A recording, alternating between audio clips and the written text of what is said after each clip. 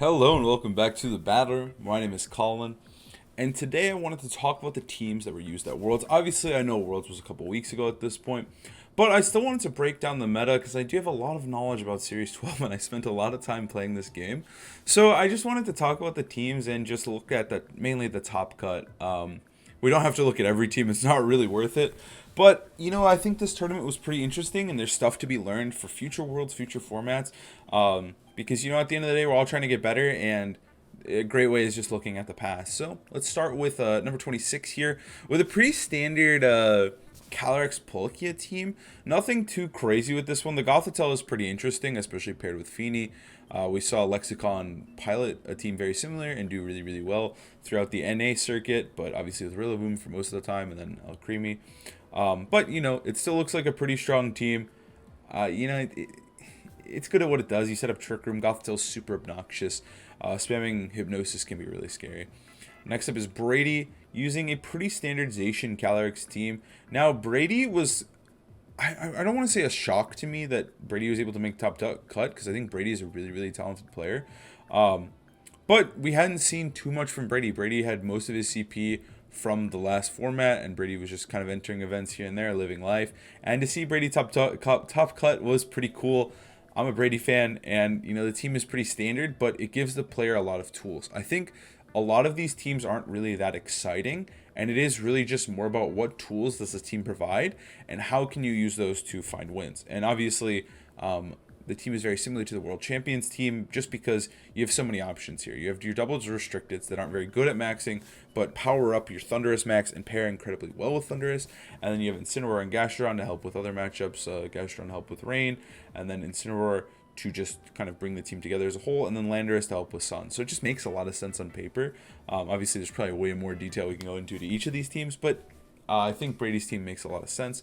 Nil's team is pretty spicy, honestly. We have Yvel Ogre, which I would say isn't a popular pairing at all. It's one that I think is kind of bad, and it's really, really offensive and relies on that offense. And I think Nils just piloted it to a T and just popped off with a very strange restricted duo. And I think sometimes running a duo like this can be really, really beneficial to you as a player, just because a lot of players aren't prepared for it. I know my Yvel Ogre matchup was very, very underexplored, but my Rinya Sun matchup was pretty locked down. It's one of those things that if you just you use something a little different, you can really just catch people off guard, and it can just be they're obviously when they approach the matchup, they're like, okay, I'm playing against Yveltal Ogre. How do I play against that? What do I do? But when Nils is playing, he's like, oh, Rinya Sun, I've played against that 20 times, So it gives you this huge advantage. It can help you out a ton, and I think there is an advantage to running more under respected duos a lot of the time.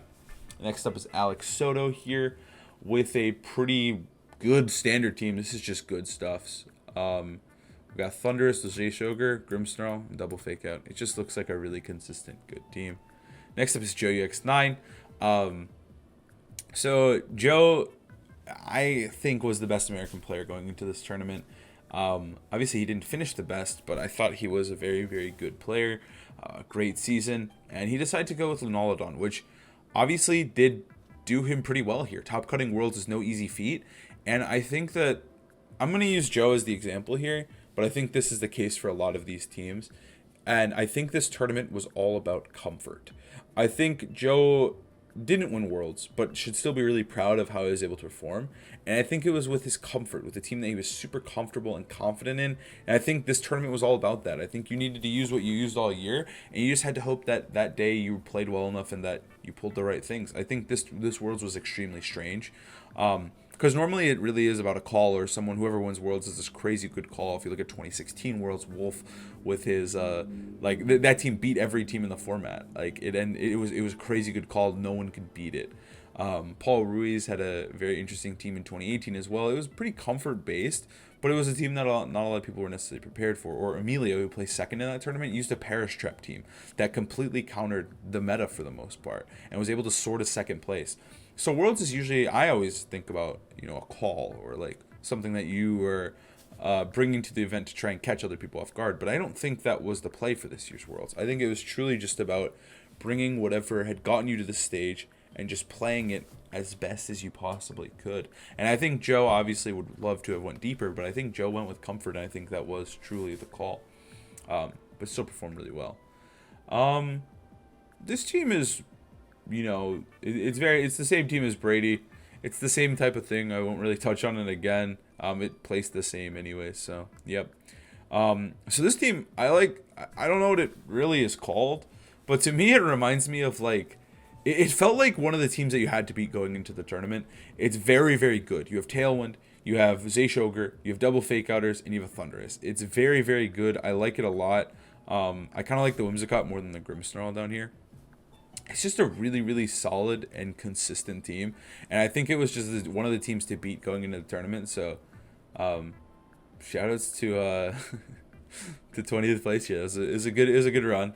Next up is Adrian Hurley. Well, I thought what was really interesting about Adrian Hurley is like, so this team's pretty boring. Nothing too crazy going on here. We're gonna see it again later. I think it has all the tools you need for Ice Rider, and it's all about how you pilot it. But what was cool about Adrian Hurley is they actually used a team with Kyurem White and Calyrex in day 1, and they were able to make it to day 2, and then they switched teams to this, which is just a drastic, crazy change. And I thought that was a really cool little arc here, because not a lot of players change teams, and not a lot of players go very deep from day 1. It's very much a day 2. If you're in day 2, you have a better chance of winning Worlds than day 1, obviously. But yeah, Adrian decided to change teams, which is just absolutely insane. Leo here is a fantastic player. Destroyed the Players Cups, was consistently like, I think he got second at 1 and won 1. So no surprise to see him here with this very standard, very good team. This team gives you the pieces that you need to succeed. And I think that's all you can ask for, especially in this format. Again, it's more about comfort. I believe, actually, no, I don't think Leo changed teams. This team is insane. The Golisopod Top Cutting Worlds is just absolutely insane. They used Golisopod at the Japanese Nationals as well and popped off with it there. But to bring this team to Worlds is just crazy to me. See, this is what I usually expect from Worlds, like this crazy meta call. But I think this format was just really close to being solved, and it was just more about how well you're playing in the tournament, how well you can perform, and less about what team you're bringing. But this team was absolutely ridiculous. One of my favorite teams from the tournament. Just a crazy good double primal. Like, double primal isn't used, Golisopod isn't used, Raikou isn't used, Torn, Ogre, Incin is a great core, but not with the other 3. This team is just absolutely insane. It's a really interesting team to be watched played. There's actually a stream match of it if you really like this team. But yeah, Golisopod goes crazy. It's like a banded Golisopod too, to like catch people off guard. And I feel like that's the thing, is sometimes at Worlds you bring a team like this and you're able to just body some people that you normally wouldn't expect to body, because you have this weird tech that goes a really long way, and some people don't know how to play against Golisopod, and they can't figure it out in the little bit of time that they have while they're playing against you. Okay, so now we're into top 16. This is where the money starts to come in, and all these players lost in Top Cut in round 1. But these players either got a bye or continued on, so this is where we're starting to amp it up a little bit. Ko had a pretty standard team as well here, but with Grimmsnarl over the Whimsicott version, just a good team that gives you lots of options. Daniele had the same team as Pato with a Shedinja and Moltres. This team won a regional, and honestly, as a Shedinja player myself for this tournament, I thought Shedinja was a great call, so it's cool to see Shedinja perform. Okay, we'll talk about Pato's team too. But it's cool to see Shedinja perform. I think Shedinja is absolutely insane. It blocks max moves. My friend Raghav and I actually talked about it in a video that I released last. So if you want to check out our thoughts on Shedinja and like our Worlds team that involves Shedinja, you can go check that out down below. But I think this team is really strong. It really just abuses how good Kyogreization and Shedinja can be, and then it patches up the team with Moltres and Porygon to make up for the matchups that you can't bring Shedinja in. I think these 3 Pokemon right here just destroy other Zayshoger, so it makes sense. There's a lot of Zayshoger in the field. A great run for both these players. Next up is Eric Rios, the king of Europe. To me, Eric was the best player in Europe for most of the year. Just a titan at this game. This was Eric's best year for sure. And just mad respect for Eric. I had a blast watching him. I was rooting for him the whole time. And I think Eric was just a really fun player, like storyline wise, to watch. I think Joe and Eric, like, it was really fun to watch some of these players this year. I had a good time with it. But it was sad to see that Eric couldn't move on further. But, you know, man, It was still a good team. He brought Rinya Sun again, which I thought was so fitting. It would have been so awesome to see Eric perform well with Rinya Sun. I'll talk about Rinya Sun in a bit, but Eric, fantastic player. Deserved. I wish he could have won one more. I wish he could have gotten top 8 or top 4. I think Eric truly was just phenomenal, but hey, someone beat him. Next up is Roberto with a Calyrex, Kyogre, Whimsicott, just a hyper offense team here. This team has been going around for a while, but I really do think that it forces a lot of really hard turns against you. I've played it several times on ladders, obviously not with the skill of Roberto, but when you play against it, it just forces so many crazy options versus you, whether they're leading Max Alecki into you or, you know, Specs Calyrider. I don't know if it was Specs, but they're the threat of Specs Calyrider that it usually was. Kyogre can slam you. You have a Max Landorus as well. Whimsicott setting up Tailwind. You're basically always moving last. It's just a really, really good aggressive team, and so it makes sense that we see it piloted here. This team is insane. I'm not even gonna lie to you. This team is crazy. I actually played against David in the first round for day 1 of the tournament. David beat me, obviously, and made it to day 2. But this team was insane. At first, I thought it was like pretty weak to Zayshoger. I felt pretty confident in it. But the power of Ferrothorn and Dialga and Gyarados, and Landorus, double Intimidate plus those 4 Pokemon are so good against Zacian that it actually can't beat the Ferrothorn, and then Dialga and Gyarados can help deal with the Kyogre. Same with the Ferrothorn. It was just a really frustrating team to play, and it was just great into all the Zayshogers that were part of the field. No surprise to see David make it this far in the tournament. Unfortunately, lost in top 16. Next up is Rinya himself. Let's talk about Rinya Sun. So at the beginning of the format, I thought Rinya Sun was pretty good, obviously. I really enjoyed playing Rinya Sun. I was a fan. But I really didn't think it would, like, I didn't think it was here to stay. I thought this format, you know, like, there's tons of teams that you always see at the beginning, and then as the format progresses, they fall off. They're not as good. They're not as important. But Rinya Sun stuck the whole time. It was really cool to see Rinya play Rinya Sun. I was honestly cheering for the guy at this point. Like, I thought it would have been perfect storyline if Rinya wins Worlds with Rinya Sun. Because everyone was using Rinya Sun, and Rinya Sun didn't even, like, the player themselves didn't even use it at Japan Nats to make it to Worlds. But it was just such an influential team. It basically gives you all the tools you could need. You have Grimmsnarl, you got Gastron for Rain, you have your own Weather, you have Zacian, you have Incineroar, you have this Nuke and Charizard. It was just really, really potent. And a lot of the teams at Worlds actually ran Weakness Policy Charizard. Weakness Policy was kind of a call for the tournament. A lot of players, I think if you were laddering on Showdown in the past month, you would have seen a lot of Weakness Policy Zards on Rinya. It was very, very popular. But I think for some of the viewers, Weakness Policy was like, whoa, really shocking. But more or less, Weakness Policy gives you a great matchup versus Rain. It's very frustrating for Kyogre to deal with, because if Kyogre maxes, Gastron sucks up all the water. But if it doesn't max, it procs the policy. So it puts you in this lose-lose situation. And then if you're not maxing and the sun's up, they're just doing mad damage anyways. You're not even doing damage to Charizard, and it's just blasting back. It also is really, really good into Thundurus. You can live a max lightning from Thundurus and like do big damage back. It just basically makes Charizard like a crazy strong revenge killer. It was a very, very popular on Showdown. It was very, very good in the tournament. We actually did see it play second in Worlds as well. So we'll talk about that a little bit more later. Next up is Red Silver here with the French Shedinja team. We have the Italian Shedinja. This is the French Shedinja. This was the team that Hari used all year. Hari had found a lot of success top cutting US Nats, EUIC, won a regional. Hari was popping off with these 6, except this was usually Kartana, but for Worlds they swapped to Landorus, which I really, really appreciate. I thought Kartana was kind of bad. I thought it was a really good team, but Kartana felt a little lacking. To see Landorus is really cool because it functions very similarly to Kartana. It helps deal with Charizard on Sun. It helps deal with Gastron with Grass Knot. It's just very good into Rinya. No surprise to see Red Silver get 9th at the World Championships here. So now we're to top 8. Top 8 of the World Championships. These are the best 8 players in the entire world. So first off, let's talk about Naoto. Naoto was last year's previous world champion. Naoto fought so hard. Started out 0-2 on day 2 of Worlds, by the way, and won every single game to make day 2. And then Naoto ended up winning another one, 2 more games actually, to make it to top 8 here. And unfortunately fell to the eventual champion, Edu. Seems fitting. But Naoto's team was really, really sick. It was a basic, pretty standard team. It was Rinya Sun, but with Lunala over Zacian. Now, that may not seem like the most crazy, mind-blowing tactic you could think of, but it was actually pretty genius.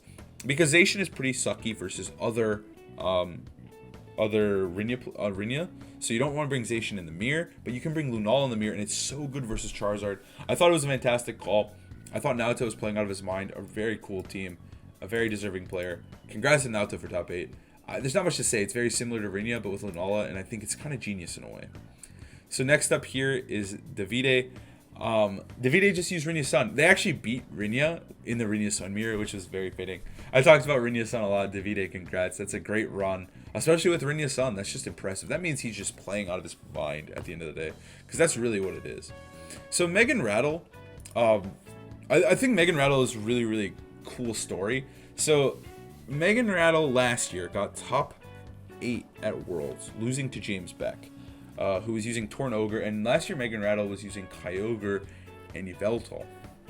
And so Megan Rattle popped off last year, gets top 8, which is insane accomplishment, right? But then this year she comes back and does it again with a pretty unique team. Like, I don't think Celesteela is very used throughout the tournament. Like, we haven't seen a single Celesteela so far, and so it pops off here. Megan pops off again, getting top 8 at Worlds, losing once again to James Beck with Torn Ogre. Torn Ogre once again. The same ones that took her down last year take her down again, unfortunately. The same player as well, piloting them. But huge congrats to Megan. I think Celesteela was super underexplored, and it was just a really hard mon. For Worlds, I was super interested in Celesteela. And I was talking to Raghav about it, but we could never get it to work, so we ended up abandoning it. But congrats to Megan for popping off with Celesteela. It's a really cool mon, and I think the team is just really, really strong. And it's a fun team to see piloted. I really enjoyed her set versus James. Congrats again to Megan. Next up is Calvin Foster. So I want to actually make a point that this Calvin is the only player in top 8 that started in day 1. If you want to win Worlds, you really need that day 2 invite, because a lot of the time you're not going to cut it. It's not going to cut it. You need to start in day 2 if you want to have a chance. Calvin was the only player from day 1 to make it this far, the highest placing day 1 player at 5th, which is obviously super impressive and really insane. Using a pretty standard team here, nothing too crazy here. We saw Landorus here for the Brady team, and we're going to see Rillaboom here for the World Champion team. But it's just a great team. It gives you lots of tools. It's really obnoxious to play against. They have Tailwind, and then if you set up Trick Room, they have stuff like Gash on an instant to slow you down. But if you don't set up Trick Room, you're getting smashed by Tailwind and Thunderous and all their restricted. It just really lets Thunderous shine. I think that's one of the best things about these teams, is Thunderous is the primary max. Basically the only max most of the time. It just lets Thunderous shine. But congrats to Calvin, the only day 1 player, popping off. Alright, top 4 of the World Championships. The greatest of the great of 2022. Paul Chua. So, going into this tournament, I wasn't sure how Paul was going to do. He had day 2. Huge stuff, right? But he top cut a regional early in the year. Probably the hardest regional of the year to cut.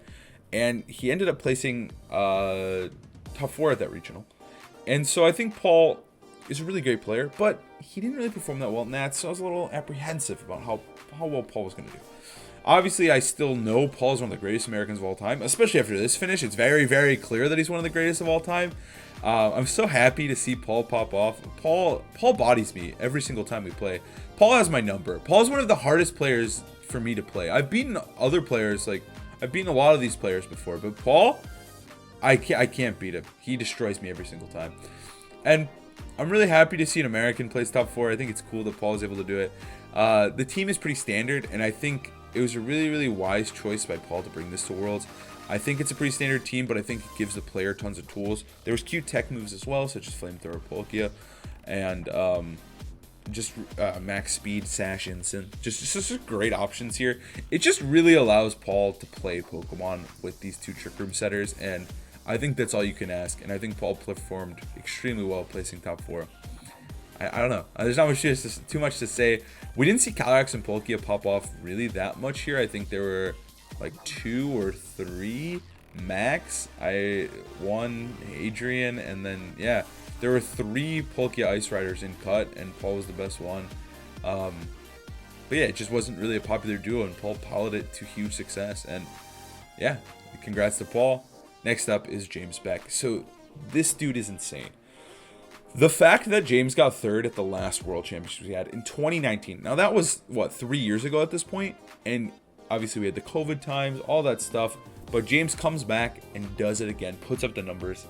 That's insane. It's very rare that players will get back-to-back cuts, let alone 2 third places, let alone with a 3-year gap. Like, it's just crazy stuff. James proving that he's a master of this format, using Torn Ogre once again. Obviously did it back then, doing it again. I thought James's team was really, really cool. Like, the more I saw it, the more I liked it. I watched him play against Megan Rattle, and I thought his team was super sick there. The Life Orb Kyogre choice paired with the Indeedee and the double fake outers is so sick. It also has Tornadus, so it's always moving first. I think Life Orb Kyogre was a tech that really, really fell off. There weren't many players using it at Worlds, to be honest. It was very, very popular at both the NAIC and the regional leading up to it, but it kind of just wasn't really used. We didn't see it a lot.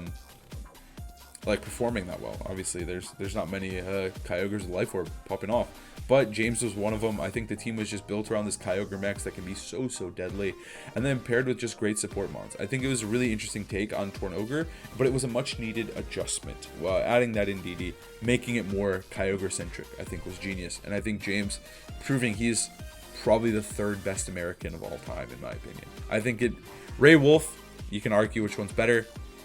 This dude is 3rd best American, 3rd place, and I think Paul's the 4th best American. Like, I really do. Like, obviously they just got plates 3rd and 4th, but all time Paul and James are just incredible players, and it's cool to see them succeed at the highest level here. In 2nd place, we have Guillermo Casti. So I have a little story. So at Nationals, I played Casti. I beat Casti, and Casti, after he lost, he wanted to talk to me about it, and he was just talking, right? Like, because he was really frustrated because I knocked him out of the tournament. And Cassie told me that if he could hit every single move, he would win every tournament. If he could hit all the moves on his team with Lunaludon, he would always top cut. He just felt the only thing holding back was missing moves. And apparently this is true, because Cassie placed 2nd at the World Championships with Lunaludon. He hits his moves and he places 2nd. I really liked Cassie's team. I thought it was really smart. So Cassie's team is actually, I believe, the same 6 as Wolf Glick's Lunaludon team, but with very different sets, very different moves and stuff. And I thought his Lunala, I'll talk about Lunala, I think it was the most genius part of the team. It was max speed Lunala, I believe. Let me actually just open this one up. Oh, it's not the paste. But I believe his max speed Lunala, and basically what it did is it countered the meta with the Charizards, because most of the Charizards were incredibly slow. So because of the weakness policy set, you have to run a lot of bulk, so they usually run much less special attack and speed and rely on bulk. And so this Lunala was genius because it outspeeds and KOs the Charizards with Meteor Beam. And then you're pairing it with, like, obviously it has Hypnosis as well, so you're able to just kind of spam that if Lunala ever finds a dead turn, which I thought was smart as well. And so I just think the pairing of all these mons together was just absolutely genius. We had Lunala with a really smart Lunala. I think Alecki was obviously a really strong mon as well. Paired with the Lunala, it was a spicier version of Lunaludon, because Cassie had run a pretty traditional one with Feeny and Thundurus. Feeny, Thundurus, Venusaur, but there was no Venusaur to be seen. We were relying completely on Wildfire. We have no Thundurus anymore. I think Alecki pairs well with all of this. You can Electro Web, spam Meteor Beam. It just really puts a lot of the pressure on Lunala to carry, and I just think it was a really smart team. I was a big fan of Wolf's original version because I thought Lunaludon really needed to be spiced up, because if you notice here, there's what? Is there no Lunaludons? There's one right here.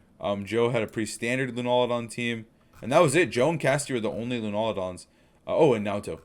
But I felt like Casty really forced Lunaludon to be pushed a little forward, and I think that's why we see this amazing finish from Casty too, to get 2nd at the World Championships.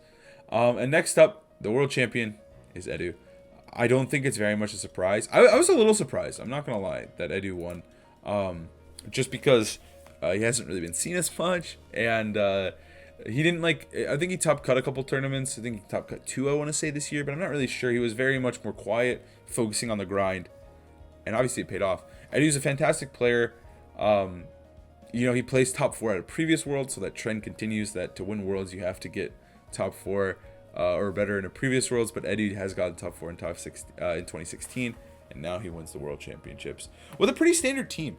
I think this team wasn't super impressive, but, like, if I had a time machine and I went back in time and gave probably like 99% of this team, I said, yo, this wins Worlds.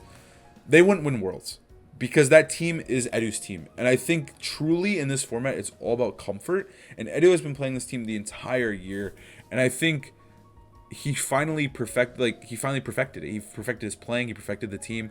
And it was really just about Edu performing incredibly well. And I don't think it was the team, it was the player this year.